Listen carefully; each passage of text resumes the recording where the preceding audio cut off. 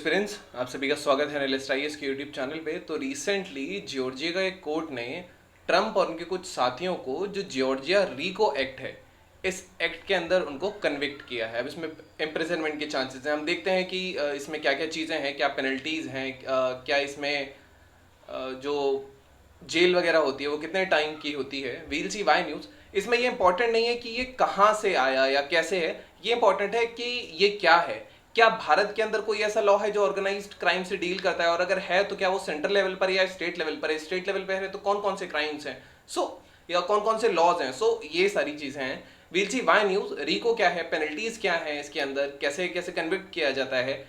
Then एक Maharashtra control of organisation crime act है 1999 का, जो इसके सिमिलर है, जो हमें पढ़ना है। इसके अलावा लीगल पोजीशन देखेंगे भारत में ऑर्गेनाइज्ड क्राइम की, prelims and the mains practice question. So let's start why news. Recently criminal charges जो फॉर्मर यूएस प्रेसिडेंट है डोनाल्ड ट्रंप, उनके खिलाफ जॉर्जिया स्टेट कोर्ट ने लिए हैं कि उन्होंने वॉयलेट किया है जो एक एंटी ऑर्गेनाइज्ड क्राइम लॉ है, जिसको रिको पॉपुलरली बोला जाता है। रिको Maharashtra control of organisation crime act जो है 1999 का, उसके साथ उसकी सिमिलैरिटीज हैं। अब ट्रंप को 40 क्राइम्स के साथ चार्ज किया गया है, जिसमें फ्रॉजरी का केस है, फॉल्स स्टेटमेंट्स का केस है, कॉन्स्पिरेसी का खेल है। जो रिको लॉ है ये बेसिकली ये प्रोसिक्यूटर्स को अलाउ करता है कि वो जो अनरिलेटेड क्राइम है, छोटे छोटे अनरिलेटेड जो क्राइम्स हैं, इनको एक साथ बंडल कर देता है अगर ये सब मिलके किसी एक कॉमन कॉज को सपोर्ट करते हैं तो। इसीलिए इनको इस एक्ट के अंदर कन्विक्ट किया जाता है।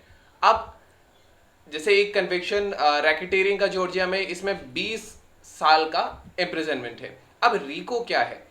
यूएस लॉ मेकर्स ने एक federal racketeering influenced and corruption organisation act pass किया था 1970 में, जिसको रिको कहा जाता है। ये ऑर्गेनाइज्ड क्राइम, जैसे कि नोटेबली माफिया या ड्रग डीलर्स की जो ऑर्गेनाइज्ड क्राइम थे, जिसमें बहुत सारे लोग जो हैं वो एक ऑर्गेनाइजेशन की तरह वर्क करके गलत काम करते हैं।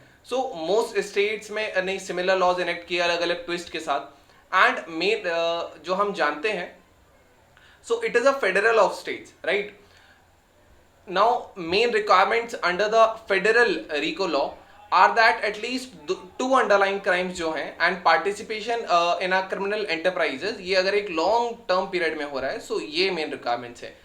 एग्जाम्पल्स में आप देख सकते हैं कि पुष्पा का आप एग्जाम्पल ले सकते हैं। पुष्पा मूवी में सिंडिकेट रन होता है लाल चंदन का, वो एक ऑर्गेनाइज्ड क्राइम है जिसमें सारे लोग उसमें इन्वॉल्व है। ऐसे ही ड्रग का केस होता है, ऐसे ही किडनैपिंग का केस होता है। कहीं से लड़कियां इंडिया में किडनैप करके उनको कहीं पे ट्रैफिकिंग उनकी की जाती है। ये सब ऑर्गेनाइज्ड क्राइम के अंडर आता है।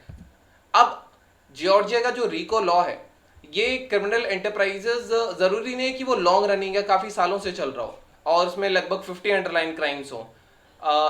कंपेयर टू जो फेडरल काउंटर पार्ट है, उसमें 35 क्राइम्स हैं। तो ये इस हिसाब से थोड़ा सा अलग अलग स्टेट का अलग अलग लॉ है।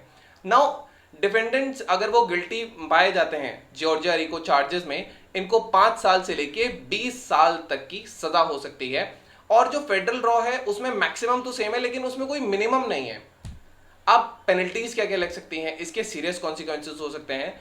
रिको केवल क्रिमिनल पेनल्टीज नहीं देता है 20 साल की, लेकिन फाइनेंशियल पेनल्टीज भी देता है। लगभग $250,000 या जितना भी उन्होंने अर्न किया है इलिट एक्टिविटी से, उसकी डबल अमाउंट भी उनसे ली जा सकती है।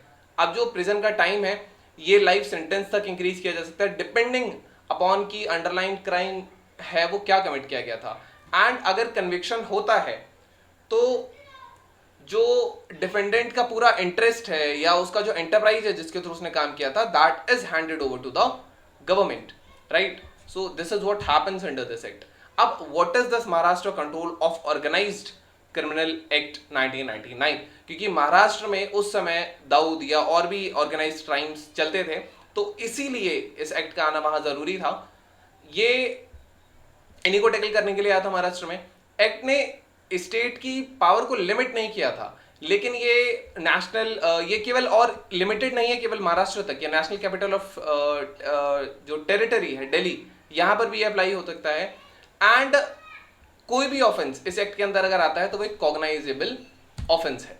अब एवरी ऑफेंस कॉग्नाइजेबल मतलब पुलिस उसमें खुद से एक्शन ले सकती है। अब हर ऑफेंस जो पनिशेबल है इस एक्ट के अंदर, ये स्पेशल कोर्ट्स इसको ट्राई करेंगे जो इस एक्ट के अंदर कॉन्स्टिट्यूट हुए हैं। एक्ट में स्ट्रिक्ट प्रोविजंस हैं, मिसयूज ऑफ पावर ना हो, और कोई भी अगर इसमें फॉल कर रहा है and so they have to be punished by law by imprisonment, जो कि 3 साल तक के एक्सटेंड कर सकता है या फिर एक फाइन लिया जा सकता है। अब लीगल पोजीशन क्या है इंडिया में ऑर्गेनाइज क्राइम की? तो ऑर्गेनाइज क्राइम भारत में नए नहीं है, ये किसी ना किसी फॉर्म में चलते चले आ रहे हैं। हाय वो मॉडर्न टाइम्स के अंदर क्योंकि बहुत सोशो इकोनॉमिक, बहुत पॉलिटिकल फैक्टर्स हैं, साइंस टेक्नोलॉजी में एडवांस हुआ है, तो उसी हिसाब से ये भी अपना ऑर्गेनाइज होते हैं। अब even though rural India immune नहीं है, ऐसा नहीं है, रूरल इंडिया में ऐसा नहीं होता, लेकिन ये एसेंशियली एक अर्बन फिनोमेना है। रूरल इंडिया में ये उतना नहीं होता ऑर्गेनाइज्ड क्राइम। जैसे हवाला का पैसा हो गया, जैसे एंड आपका जो मेडिकल ओनर्स होते हैं उनसे हफ्ते का पैसा लेना हो गया, so it happens. Now India के पास कोई स्पेसिफिक लॉ नहीं है सेंट्रल लेवल पे एक ऑर्गेनाइज्ड क्राइम के लिए, अगर नेशनल लेवल की अगर हम बात करें, लेकिन एग्जिस्टिंग लॉज जैसे नेशनल सिक्योरिटी एक्ट 1980 लगाया जा सकता है, narcotics drug and psychotropic substances act 1985, ये इनएडिक्वेटली इंडिविजुअल्स को टारगेट करते हैं, पूरे क्रिमिनल ग्रुप या पूरे एंटरप्राइज को टारगेट नहीं करते हैं। अब कुछ स्टेट्स जैसे कि गुजरात है, कर्नाटका है, उत्तर प्रदेश है, तो गुजरात में Gujarat control of organise crime act 2015 है, Karnataka control of organisation crime 2000, then Uttar Pradesh control of organisation crime 2017 है। ये अलग अलग उनकी लेजिस्लेटिव असेंबली में इनको पास किया और स्टेट ने अपने लॉज एनेक्ट किए। अब इंडिया जो है ये बहुत सारे इंटरनेशनल कन्वेंशंस और ट्रीटीज का मेंबर भी है, पार्टी भी है, जिसका एम है ऑर्गेनाइज क्राइम सप्रेस करना है ग्लोबल लेवल पे। तो इसमें जैसे United Nations convention against transnational organised crime, United Nations convention against corruption, United Nation office on drugs and crime, so इन एक्ट्स का इंडिया सिग्नेटरी है। कन्वेंशंस ये जो है ये कॉपरेशन फैसिलिटेट करते हैं, म्यूचुअल असिस्टेंस होता है, लॉ एनफोर्समेंट होता है, देन इंफॉर्मेशन शेयरिंग होगी अलग अलग कंट्रीज के बीच में। अगर हम इसके चैलेंजेस की बात करें कि इसके मिटिगेशन में क्या चैलेंजेस आते हैं, तो first of all political linkups can be challenge. Political links होते हैं लोगों के ना, and loopholes in the laws are there, so ये कुछ कुछ चीजें हैं, loopholes in laws, right, so these are the things. कोई स्ट्रिक्ट एक लॉ नहीं है हमारे पास, एक सेंट्रलाइज्ड लेवल पे लॉ नहीं है, दीज आर द थिंग्स जो इसके कुछ challenges हैं। अब we have a prelims practice question. Consider the following statements. In RICO Act, a person cannot be bailed. It is a British era law operating in India.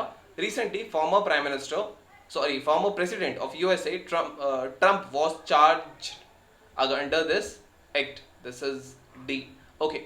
Choose the correct option. 1, 2, all 3 or none. You can type the answer in the comment section. They'll let you know if it's correct or not. Now we have a mains practice question. What are organized crimes?